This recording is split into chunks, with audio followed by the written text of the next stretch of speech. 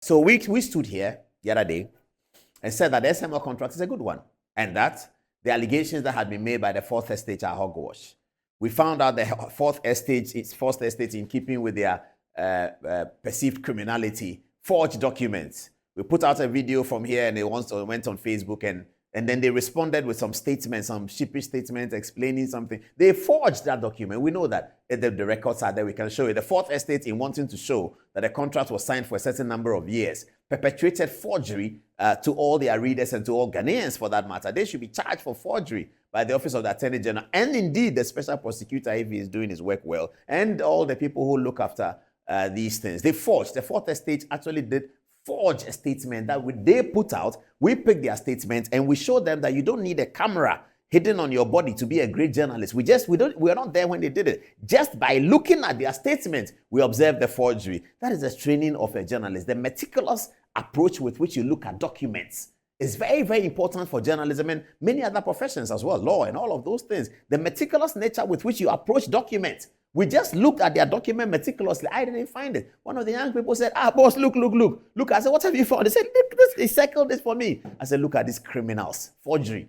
Adom-Otchere, Suleiman, Brahma, Kwame Kaikari. They perpetrated forgery. We put it out here on the television, and people have seen it. And then they had to come and issue a statement and say, it's not the forgery that's the matter, this and that. Anyway, so what is the basis of this conversation now? Recently, the Ghana Revenue Authority is reporting their highest revenue receivables ever collected in the history of Ghana in 2023. This is the Ghana Revenue Authority's report. Now, if you're a revenue authority and then you are experiencing a revenue that you get from somewhere, and then you implement a new system and you are getting more revenue, is that not the only thing you need to know that system works? This is what is beating my imagination. Somebody should come and tell me that since SML started their work, the revenue that is obtained from petroleum has gone down. Should that not be the point of research for the journalist? Samson Ladi, where are you? Come and help me. Should that not be the point of research for Manasseh and the criminality that they do at their fourth estate? Is that not the point? That's how it starts. This is revenue that you are getting from petroleum companies downstream. This was 200. You bring SML in. SML says that I will charge you 10. SML bring you 500. Ghana Revenue Authority's revenue is rising. Is that not the only basis to check whether SML is working or not? Now, you will find out that, interestingly, there's no problem anyone has with SML doing that at the downstream.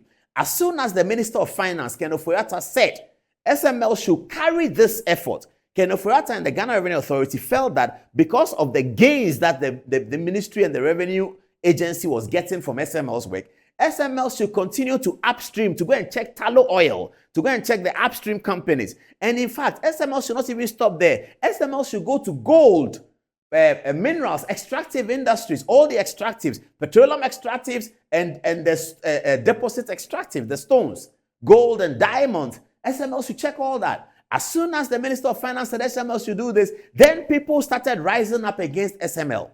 When SML were commissioned to do downstream, nobody said anything. SML was delivering higher numbers and everybody was happy. Minister of Finance says, I need more money. SML, check this one as well. And then everybody rises up. And then there are people who have cooked these things. Now, today we're going to begin to talk about them. It is widely reported and alleged, and we don't know whether it's true, that Senor Jose, my friend, please put Senor Jose's photograph. Senor Jose is a very hard-working guy.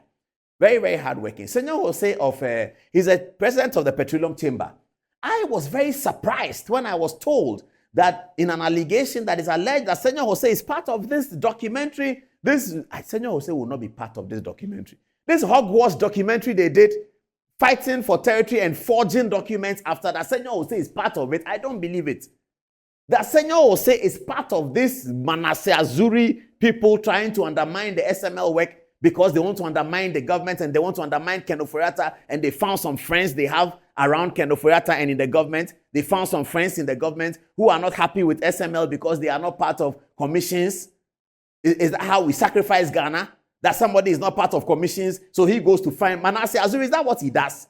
Is that what Manasseh Azuri does? He has no story, sitting down waiting for people who are fighting each other. And then they come and give him a story, and then he'll publish this documentary that he did, where he's forging documents to show that the SML contract is Senor Jose part of that? I don't believe it, but we're going to investigate it because Ghana belongs to all of us, viewers. Ghana belongs to all of us. We are not going to allow people to derail this republic for their private pockets.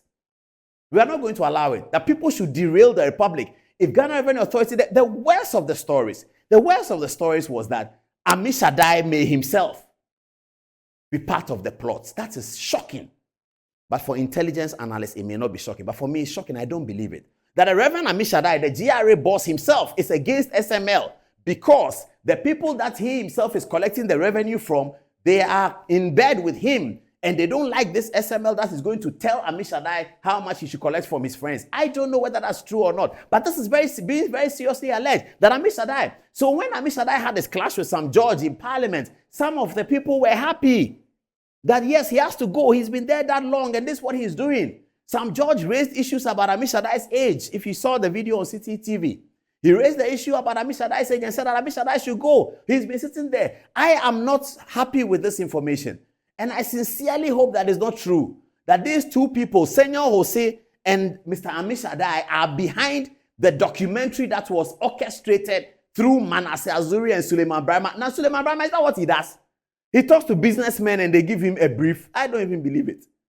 Do they talk to businessmen and they give them a brief? That Senor Jose is behind it and Amishadai, the one who is supposed to look after the Amishadai could be behind the SML issue? I don't know. But this is the allegation we're investigating.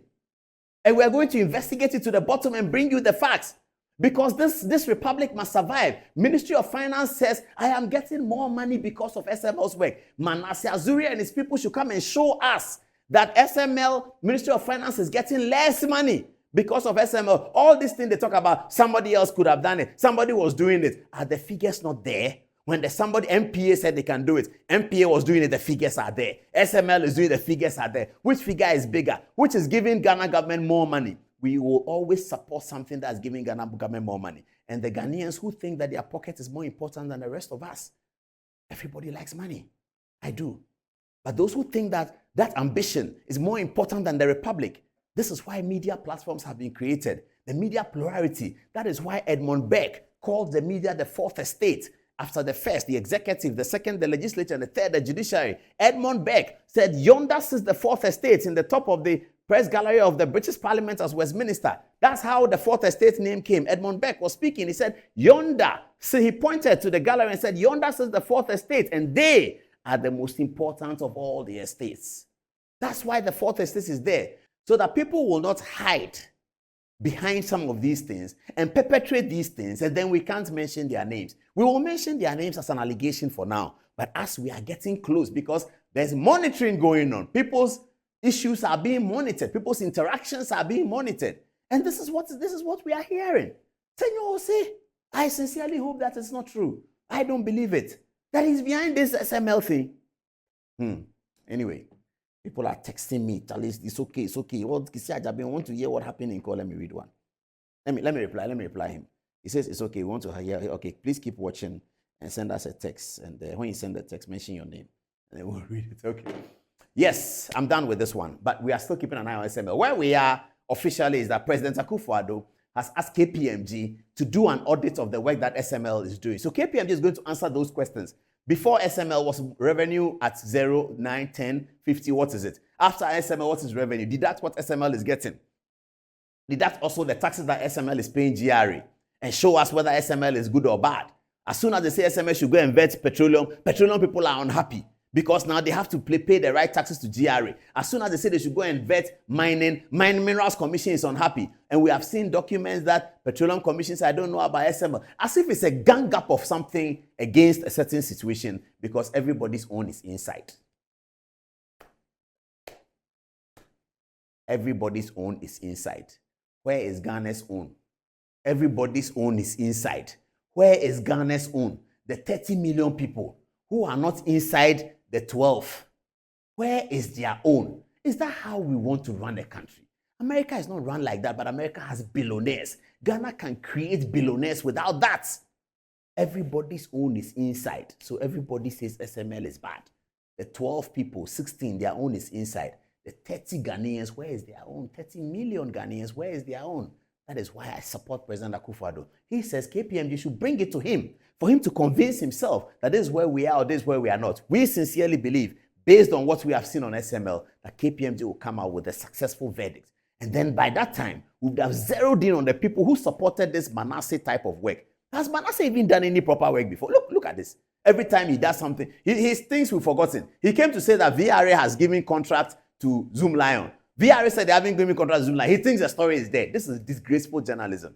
Then they hide and then they bring another one. Then they dodge and they're always dodging between trees and bringing another story. I don't know that they also sit down and get paid by people to do their stuff. I don't know that. I don't believe it. But from what's happening, people are beginning to talk like that. People are beginning to talk like that. That these Manasseh people, they are just sitting down. They just create themselves as platform. Two businessmen are fighting. They call them, they pay them some money, and then I don't believe it. But this is how it's beginning to look like, especially when you see them go to the extent of forging documents to justify their story on SML. They are forging.